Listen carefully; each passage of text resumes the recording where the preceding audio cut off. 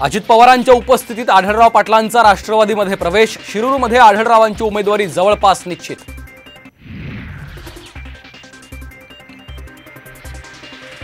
महायुतीच्या जागा वाटपाचं काम 99% पूर्ण। 28 तारखेला यादी जाहीर करणार अजित पवारांची माहिती।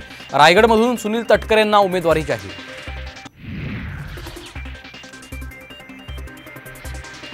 बारामतीत तुमच्या मनातलाच उमेदवार असणार। सुनेत्रा पवारांच्या उमेदवारीवर अजित पवारांचं सूचक विधान।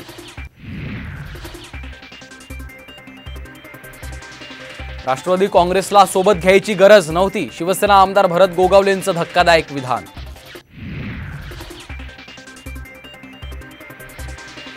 अजित पवारांवर टीका करणाऱ्या विजय शिवतारेंना शिवसेनेच्या शिस्त पालन समितीची नोटीस। पक्षविरोधी भूमिका घेतल्याने 24 तासात उत्तर देण्याचे आदेश।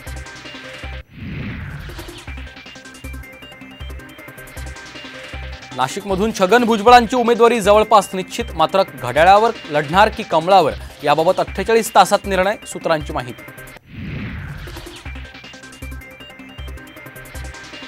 वंचितला 6 जागा द्या, काँग्रेसनं महाविकास आघाडीला प्रस्ताव दिल्याची माहिती।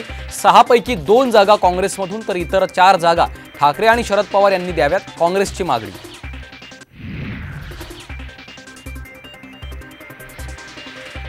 हातकणंगलेमध्ये राजू शेट्टींनी पाठिंबा घेतला नाही तर मवियाला उमेदवार उभा करावा लागेल, जयंत पाटलांचं विधान। तर पाठिंबा घ्यायला तयार पण मवियात येणार नाही, शेट्टींची भूमिका।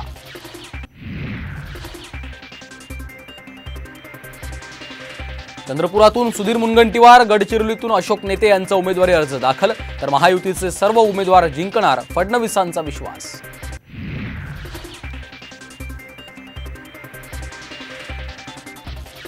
सकाळ समूहाकडून नवी मुंबईतल्या वाशीत साधू संतांच्या पादुकांचा दर्शन उत्सव। एकाच वेळी 18 संतांच्या पादुकांच्या दर्शनाची संधी, भाविकांची मोठी गर्दी।